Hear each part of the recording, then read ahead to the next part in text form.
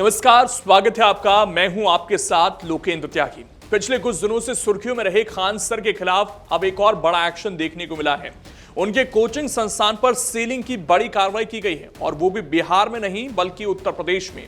आखिर क्यों खान सर की कोचिंग सील हुई, क्या है पूरा मामला, जानने के लिए इस वीडियो को आखिर तक जरूर देखिएगा। साथ ही कमेंट कर जरूर बताइएगा कि जब बड़े बड़े कोचिंग संस्थान ही नियमों का पालन नहीं कर रहे तो फिर आपके और हमारे बच्चे आखिर सुरक्षित कहां हैं।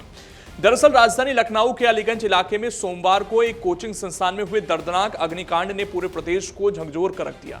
इस हादसे में 15 मासूम छात्रों की मौत के बाद हर तरफ गहरा दुख और भारी आक्रोश देखा जा रहा है। हालांकि लखनऊ जैसी ये घटना केवल एक छोटी वानगी है, इससे कहीं बड़े स्तर पर नियम कायदों को ताक पर रखकर बच्चों की सुरक्षा से खिलवाड़ किया जा रहा है। और ये सच्चाई उस वक्त उजागर हुई जब लखनऊ की घटना के बाद प्रशासन ने सख्ती दिखानी शुरू की और तमाम कोचिंग सेंटरों के खिलाफ ताबड़तोड़ कार्रवाई शुरू हुई। इसी कड़ी में संगम नगरी प्रयागराज में जब प्रयागराज विकास प्राधिकरण यानी पीडीए की टीम बड़े बड़े कोचिंग संस्थानों के निरीक्षण के लिए पहुंची तो गंभीर लापरवाही सामने आई। पीडीए के अधिकारी जब सिविल लाइंस जैसे पौष इलाके में स्थित मशहूर खान ग्लोबल क्लासेस पहुंचे तो वहां कई तरह की गड़बड़ियां सामने आई। अधिकारियों के मुताबिक खान ग्लोबल क्लासेस जिस भवन में संचालित हो रही थी उसका नक्शा व्यावसायिक उपयोग के लिए स्वीकृत था। हालांकि कोचिंग संस्थान का संचालन सामुदायिक सुविधा की श्रेणी में आता है। भवन के लिए सामुदायिक सुविधा भू उपयोग की स्वीकृति नहीं ली गई, जिसके कारण यह कार्रवाई की गई। सीलिंग की कार्रवाई पूरी होने के बाद प्राधिकरण की ओर से कोचिंग के मुख्य द्वार पर एक सख्त कानूनी नोटिस भी चस्पा किया गया। नोटिस में साफ चेतावनी दी गई है कि यदि बिना अनुमति के सील तोड़ने की कोशिश की गई या दोबारा अवैध रूप से संचालन शुरू किया गया तो प्रबंधन के खिलाफ तत्काल एफआईआर दर्ज कर सख्त कानूनी कार्रवाई की जाएगी। खान सर की कोचिंग के अलावा भी प्रशासन ने कई अन्य कोचिंग संस्थाओं पर कार्रवाई की। पीडीए के अधिकारियों ने स्पष्ट किया कि वर्तमान में शहर के करीब 50 से अधिक कोचिंग संस्थानों को रडार पर रखते हुए चिन्हित किया गया है। इन सभी केंद्रों की फाइलों की जांच की जा रही है और जांच में जरा सी भी कमी मिलने पर इनके खिलाफ सीलिंग तक की कार्रवाई की जाएगी। इस पूरे अभियान में प्राधिकरण मुख्य रूप से बिल्डिंग नक्शा, आपातकालीन निकास यानी एग्जिट, लिफ्ट सुरक्षा, विद्युत लोड और सबसे महत्वपूर्ण फायर एनओसी की बारीकी से जांच कर रहा है। सख्त एक्शन का यह सिलसिला केवल प्रयागराज तक सीमित नहीं रहा बल्कि धार्मिक नगरी वाराणसी में भी इसका बड़ा असर देखने को मिला। लखनऊ हादसे से सबक लेते हुए वाराणसी विकास प्राधिकरण यानी वीडीए की टीम ने भी मंगलवार को शहर के विभिन्न इलाकों में बड़ा सर्च ऑपरेशन चलाया। वीडीए के अधिकारियों ने जानकारी दी कि तय मानकों और नियमों के विपरीत संचालित होने के कारण वाराणसी में एक साथ 8 कोचिंग संस्थाओं को पूरी तरह सील कर दिया गया है। इन संस्थाओं के पास ना तो उचित बिल्डिंग मैप की मंजूरी थी और ना ही सुरक्षा के पुख्ता इंतजाम। बच्चों को जहाँ पे एकत्रित होकर पढ़ाई करते हैं, चाहे लाइब्रेरी हो, कोचिंग हो, वहाँ के शासन के डायरेक्शन के क्रम में वाराणसी विकास प्राधिकरण लगातार समय समय पर अभियान चलते जाते हैं। लेकिन काफ़ी बहुत सारा सिचुएशन में ये देखने देते हैं कि जो अप्रूव मैप्ड है, जो नक्शा पास होते हैं, उसके विपरीत जाके भी गतिविधियाँ संचालन होते हैं। तो इसका एक अभियान चला है अलग अलग जोन पे।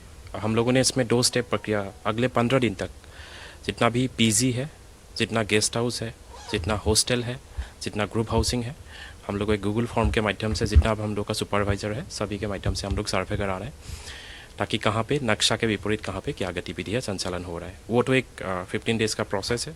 अगर आज की बात करें, इमीडिएटली हम लोग जितना भी लाइब्रेरीज है, कोचिंग सेंटर्स है, उसको जो मानक है हम लोग का कंपाउंडिंग मैप के मानक है वो होगा कि नहीं। और पर्सनली मैं खुद ही एक सेंटर में एलन कोचिंग सेंटर में विजिट किया था।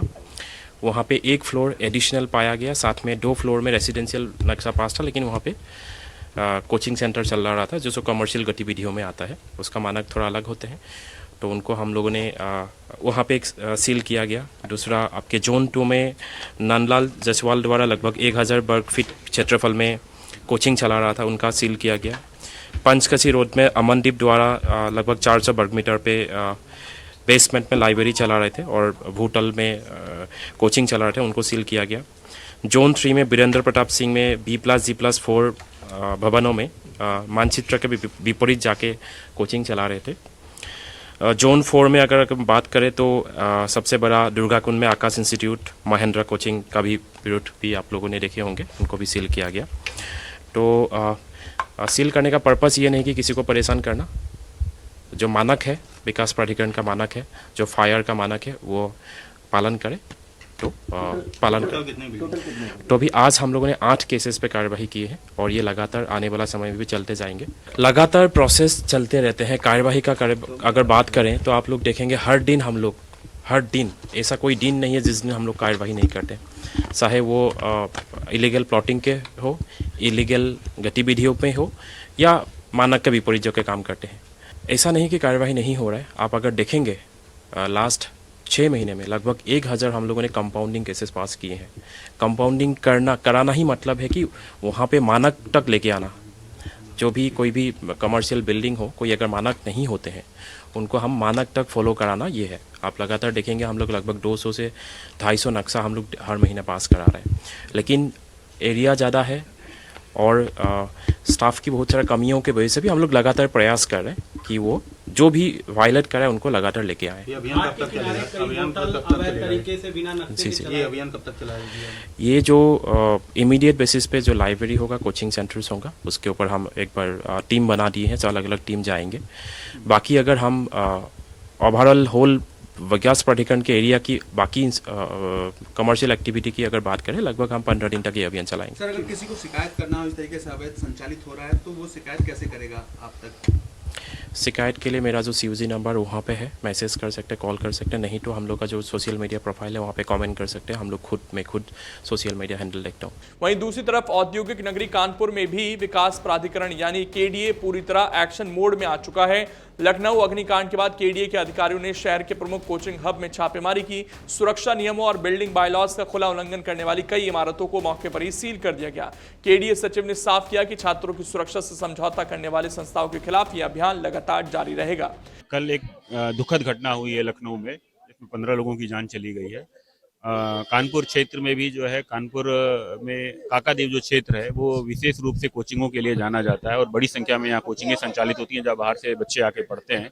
तो ऐसी दशा में प्राधिकरण की टीमें सभी जो कोचिंग इंस्टीट्यूट्स हैं उनकी हम लोग जांच करा रहे हैं कि कोई बिना मानक के तो नहीं चल रही है, अग्निशमन की व्यवस्थाएं हैं कि नहीं, एंट्री एग्जिट के जो प्रावधान है वो उचित हैं कि नहीं, कहीं बेसमेंट में तो इस तरीके की गतिविधि नहीं चल रही है।